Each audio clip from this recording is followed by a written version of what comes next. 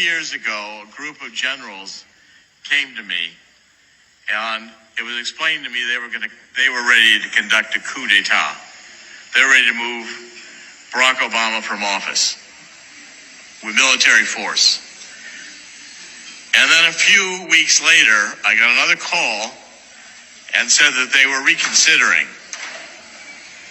You know why they were reconsidering? No, why? Because they talked to Donald Trump.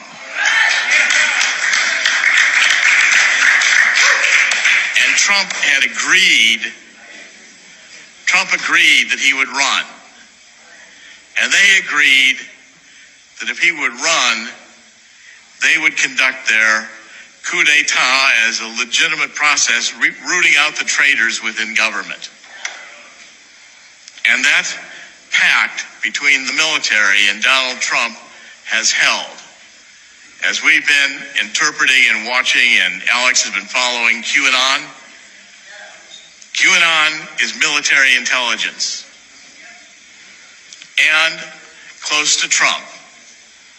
And the intelligence we're getting really is a lot of the inside script. Now, everybody says Donald Trump is going to lose. He's going to be out of office. He's going to be impeached. You watch CNN, MSNBC, they're throwing a party today, and all the 20 people watching them across the nation are very enthused. Donald Trump will not be removed from office. He will not be removed from office. And in the counterattack he's going to launch, one or two facts that could change everything. Get a report from Michael Horowitz, the Inspector General, who details the corruption within the Department of Justice. Donald Trump is right. Maybe we should tear down the FBI building and start over again. And if you take a look at the depth of this corruption, it's pervasive. Since George H.W. Bush, the bureaucrats who have stayed, including these SES bureaucrats,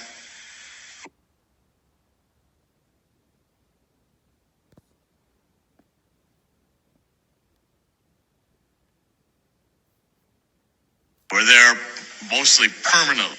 They're globalists. They don't believe in America anymore. They think they're smarter than America, smarter than the Founding Fathers. We ought to revise the Constitution. There's a very simple word that describes what they are. Traitors. Traitors. It's a capital crime. And I want to predict to you here today that when the tables turn, Donald Trump will be invoking military tribunals. And even Hillary Clinton and Barack Obama are going to be facing treason charges.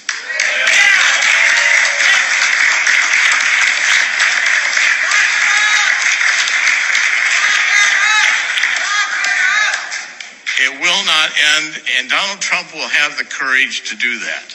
Every time it looks to me, I've said this about Donald Trump, I've known him for decades. I said, Donald Trump always looks like he's going to lose until just before he wins.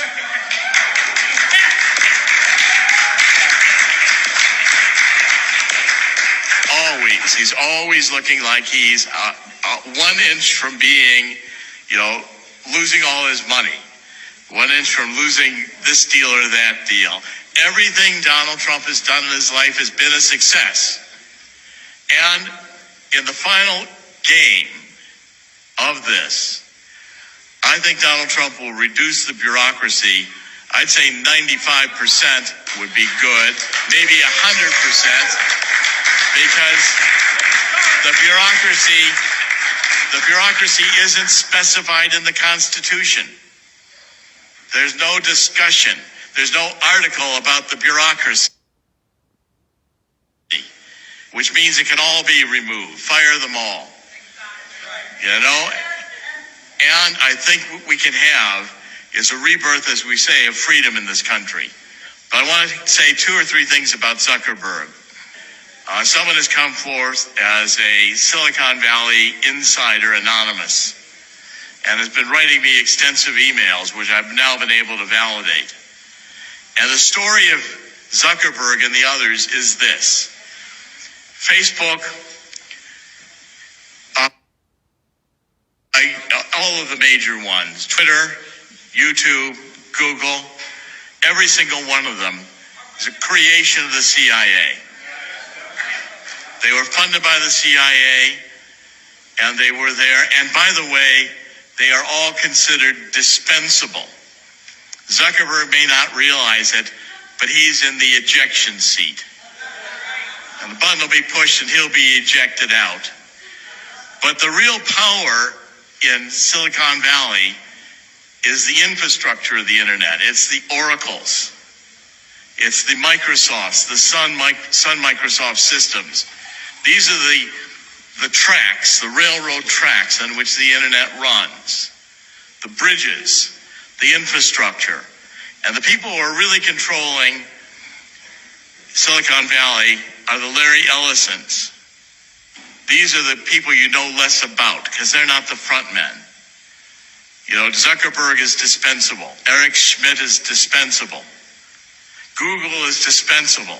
They'll just replace it with another one because the real godfathers are the Larry Ellisons and the others. And who funded Larry Ellison? The CIA, the military-industrial complex, moving in with Lockheed and the others wanting the creation of a new generation of electronic hardware for the military.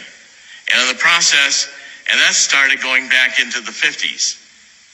What happened is along the way, they realized with social media, they could create something where we would all give them all of our information freely about everything about ourselves. People even post pictures of themselves naked, which they keep forever. Every click you make is going right into the intelligence agencies. And then that data is being profiled and given to the New World Order, sold for money, for advertising and marketing. And by the way, Zuckerberg may have his own rules and his own, we're going to protect privacy, but don't for a minute think that they aren't still collecting the information. They've got it all. It's archived. It's every phone call you've ever made, every email you've ever made. And people are stupid enough to put these devices in their homes, which can record everything they say. Facebook can track you even if you're not a member of Facebook. They can all do all the tracking anywhere you appear on the internet, and that stuff is archived forever. What we've got to do is we've got to reclaim the internet. We've got to have an internet Bill of Rights, as it were, to impose First Amendment, Second Amendment, Fourth Amendment. We've got to do this through Congress, and I'm here to tell you that before Donald Trump is done, the internet will be 100% regulated, or it will be broken up. Because Donald Trump understands the threat to our freedom. The threat to our freedom every one of us face with this information is so massive control that never occurred to George Orwell or Aldous Huxley that this could happen. But I'm here to say that in conclusion of all this, the same conclusion in the book I've just written in Killing the Deep State, it ends, in the end, Donald Trump wins. And never forget that in the end, God wins.